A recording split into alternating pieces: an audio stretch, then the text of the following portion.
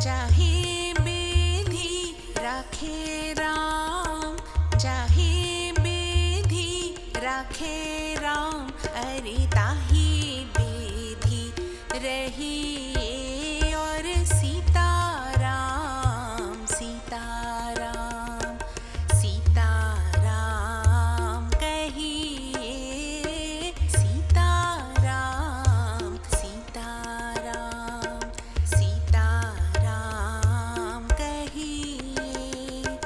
जाहि विधि राखे राम, ताहि विधि रही और सीताराम सीताराम सीताराम कहिए।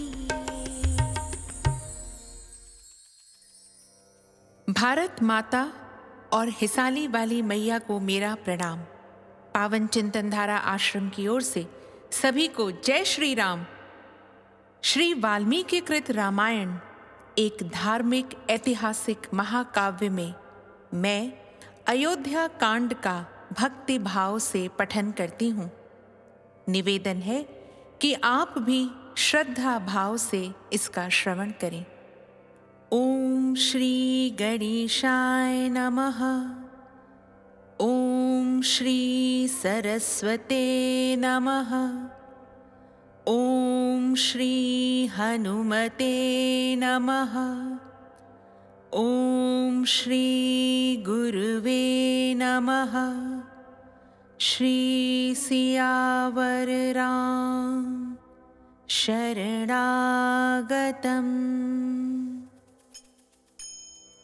79वां सर्ग। मंत्री आदि का भरत से राज्य ग्रहण करने के लिए प्रस्ताव तथा भरत का अभिषेक सामग्री की परिक्रमा करके श्री राम को ही राज्य का अधिकारी बताकर उन्हें लौटा लाने के लिए चलने के निमित्त व्यवस्था करने की सबको आज्ञा देना।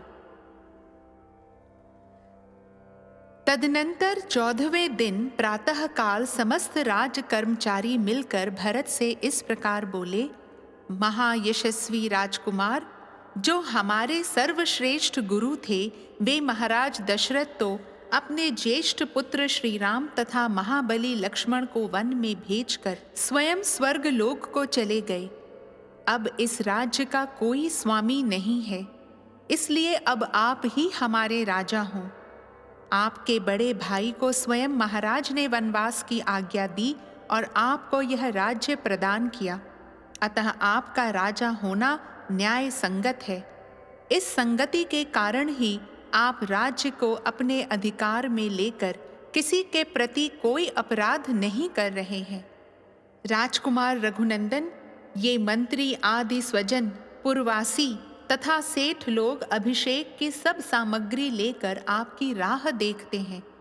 भरत जी, आप अपने माता पितामहों के इस राज्य को अवश्य ग्रहण कीजिए।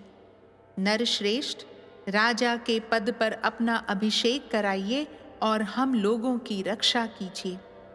यह सुनकर उत्तम व्रत को धारण करने वाले भरत ने अभिषेक के लिए रखी हुई कलश आदि सब सामग्री की प्रदक्षिणा की और वहां उपस्थित हुए सब लोगों को इस प्रकार उत्तर दिया, सज्जनों, आप लोग बुद्धिमान हैं, आपको मुझसे ऐसी बात नहीं कहनी चाहिए।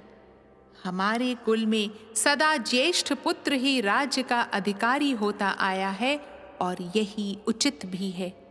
श्री रामचंद्र जी हम लोगों के बड़े भाई हैं, अतः वे ही राजा होंगे।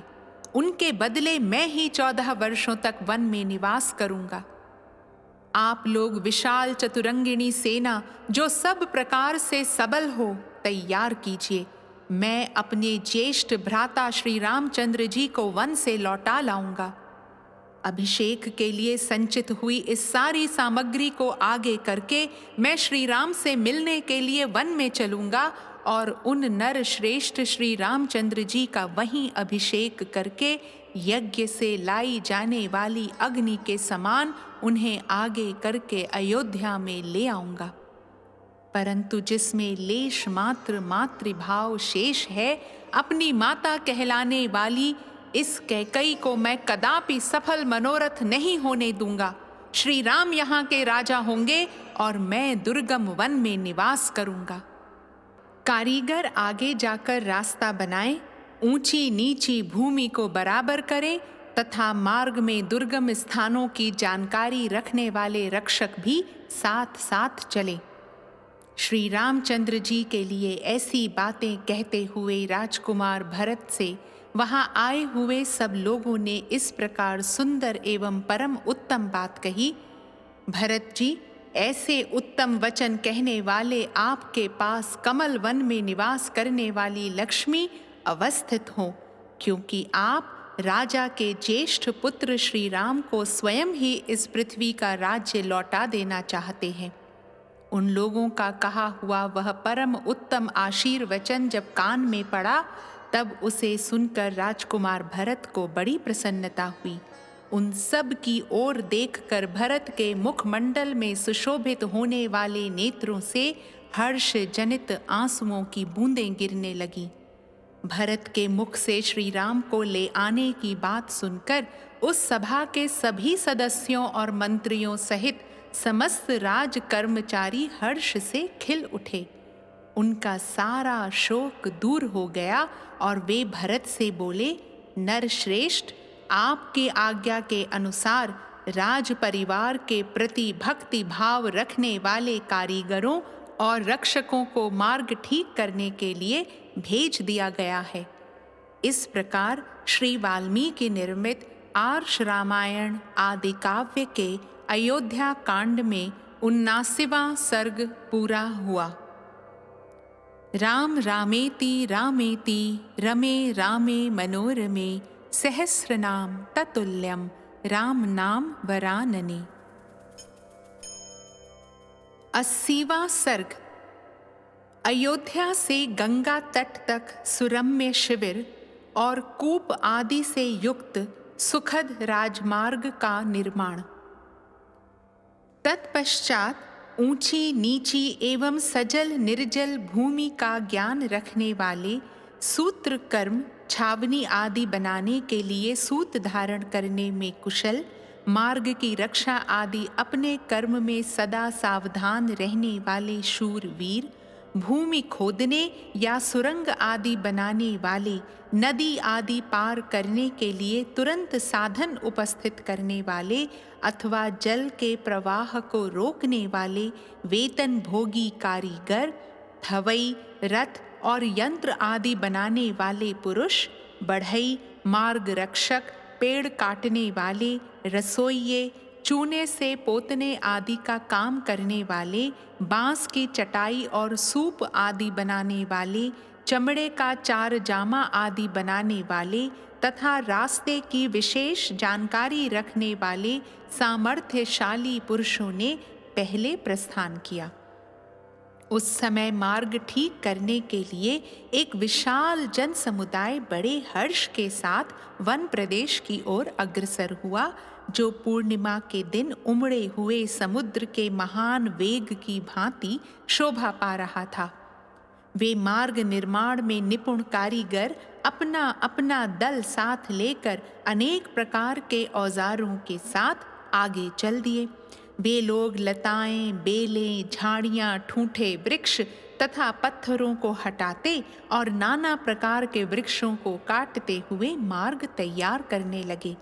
जिन स्थानों में वृक्ष नहीं थे, वहां कुछ लोगों ने वृक्ष भी लगाए। कुछ कारीगरों ने कुल्हाड़ों, टंकों, पत्थर तोड़ने के औजारों तथा हंसियों से कहीं कहीं वृक्षों और घासों को काट काट कर रास्ता साफ किया।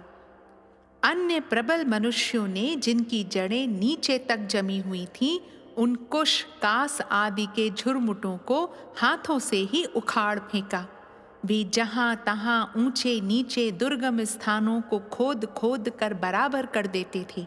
दूसरे लोग कुओं और लंबे चौड़े गड्ढों को धूलों से ही पाट देते थे। जो स्थान नीचे होते, वहां सब ओर से मिट्टी डालकर वे उन्हें शीघ्र ही बराबर कर देते थे। उन्होंने जहां पुल बांधने के योग्य पानी देखा वहां पुल बांध दिए, जहां कंकरीली जमीन दिखाई दी वहां उसे ठोक पीट कर मुलायम कर दिया, और जहां पानी बहने के लिए मार्ग बनाना आवश्यक समझा वहां बांध काट दिया।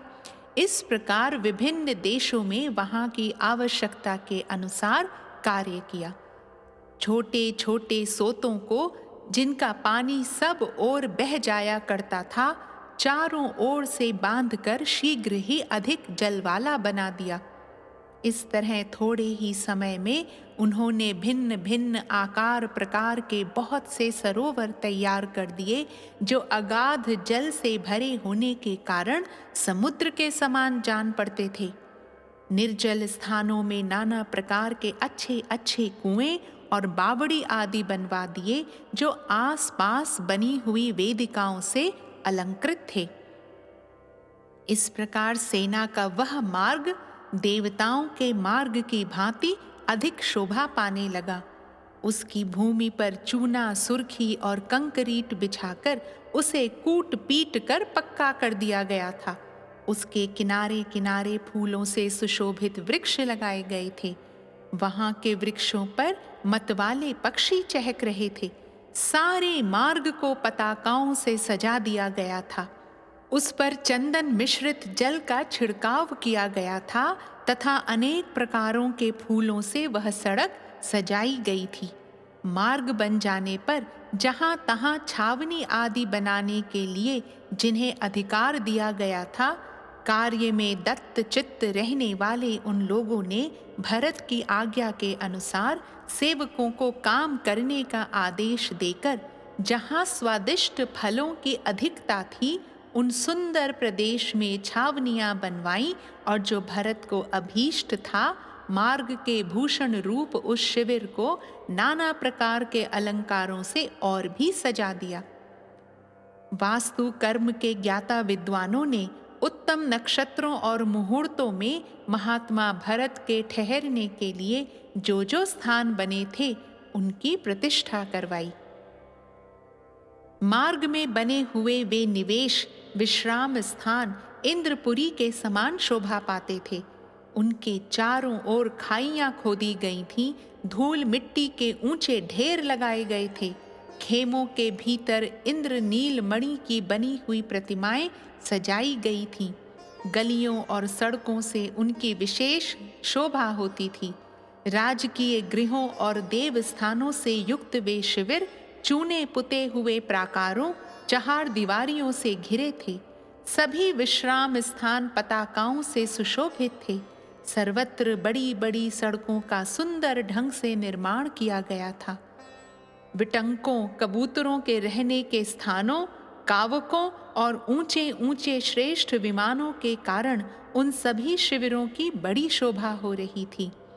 नाना प्रकार के वृक्षों और वनों से सुशोभित, शीतल निर्मल जल से भरी हुई और बड़े बड़े मत्स्यों से व्याप्त गंगा के किनारे तक बना हुआ वह रमणीय राजमार्ग उस समय बड़ी शोभा पा रहा था। अच्छे कारीगरों ने उसका निर्माण किया था। रात्रि के समय वह चंद्रमा और तारागणों से मंडित निर्मल आकाश के समान सुशोभित होता था। इस प्रकार श्री वाल्मीकि निर्मित आर्ष रामायण आदि काव्य के अयोध्या कांड में 80वां सर्ग पूरा हुआ। राम रामेति रामेति रमे रामे मनोरमे सहस्रनाम ततुल्यम राम नाम वरानने। 81वां सर्ग। प्रातः काल के मंगल वाद्य घोष को सुनकर भरत का दुखी होना और उसे बंद कराकर विलाप करना। वशिष्ठ जी का सभा में आकर मंत्री आदि को बुलाने के लिए दूत भेजना। इधर अयोध्या में उस अभ्युदय सूचक रात्रि का थोड़ा सा ही भाग अवशिष्ट देख स्तुति कला के विशेषज्ञ सूत और मागधों ने मंगलमयी स्तुतियों द्वारा भरत का स्तवन आरंभ किया। प्रहर की समाप्ति को सूचित करने वाली दुदुम भी सोने के डंडे से आहत होकर बज उठी। बाजे बजाने वालों ने शंख तथा दूसरे दूसरे नाना प्रकार के सैकड़ों बाजे बजाए। वाद्यों का वह महान तुमुल घोष समस्त आकाश को व्याप्त करता हुआ सा गूंज उठा और शोक संतप्त भरत को पुनः शोकाग्नि की आंच से रांधने लगा। वाद्यों की उस ध्वनि से भरत की नींद खुल गई। वे जाग उठे और मैं राजा नहीं हूं ऐसा कहकर उन्होंने उन बाजों का बजना बंद करा दिया। तत्पश्चात वे शत्रुघ्न से बोले, शत्रुघ्न देखो तो सही, कैकेयी ने जगत का कितना महान अपकार किया है। महाराज दशरथ मुझ पर बहुत से दुखों का बोझ डालकर स्वर्ग लोक को चले गए। आज उन धर्मराज महामना नरेश की यह धर्म मूला राज लक्ष्मी जल में पड़ी हुई बिना नाविक की नौका के समान इधर उधर डगमगा रही है। जो हम लोगों के सबसे बड़े स्वामी और संरक्षक हैं, उन श्री रघुनाथ जी को भी स्वयं मेरी इस माता ने धर्म को तिलांजलि देकर वन में भेज दिया। उस समय भरत को इस प्रकार अचेत होकर विलाप करते देख रनिवास की सारी स्त्रियां दीन भाव से फूट फूट कर रोने लगीं। जब भरत इस प्रकार विलाप कर रहे थे, उसी समय राजधर्म के ज्ञाता महायशस्वी महर्षि वशिष्ठ ने इक्ष्वाकुनाथ राजा दशरथ के सभा भवन में प्रवेश किया। वह सभा भवन अधिकांश सुवर्ण का बना हुआ था। उसमें सोने के खंबे लगे थे। वह रमणीय सभा देवताओं की सुधर्मा सभा के समान शोभा पाती थी। संपूर्ण वेदों के ज्ञाता धर्मात्मा वशिष्ठ ने अपने शिष्य गण के साथ उस सभा में पदार्पण किया और सुवर्णमय पीठ पर जो स्वस्तिकाकार बिछौने से ढका हुआ था, वे विराजमान हुए।